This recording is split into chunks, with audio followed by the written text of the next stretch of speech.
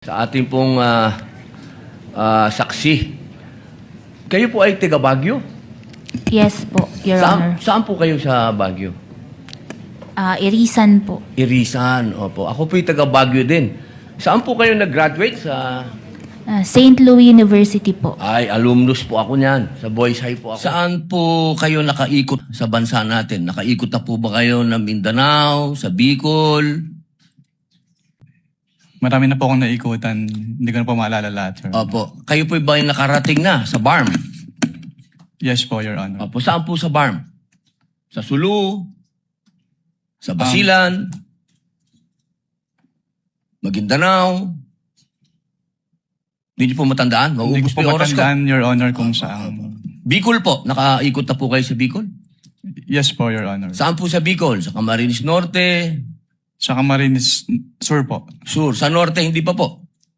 Hindi ko po maalala kung Nakaikot na po kayo sa mga bundok. Saan po, Your Honor? Mga bundok. Yes po, Your Honor. Nakita niyo na po ba ang pangangailangan ng mga tao sa malayong lugar? Katulad ng gamot. Katulad po ng pagkain. Wala naman po akong na-observe, Maaari Your po Honor. ba makapagtanong sa ating mahal na saksi? Opo, Your Honor. Maaari po. Ang una ko pong katanungan sana ay taga saan po kayo na lugar, na probinsya? Tacloban, sir. Tacloban. Tacloban City, Opo. sir. Kayo po ngayon ay Regional Director ng NBI sa BARM. Yes, sir. Opo. Yun po ba ay isang promosyon para sa inyo na madala sa BARM? Dahil totoo po ba na kayo ang tinatawag na Golden Boy ngayon sa NBI? I cannot comment on that po, Your Honor. Kasi po ang Nasa BARM po ako. Wala ho ako ngayon sa Opo. main office, sir. promotion po ba yon? Yung napunta kayo sa BARM?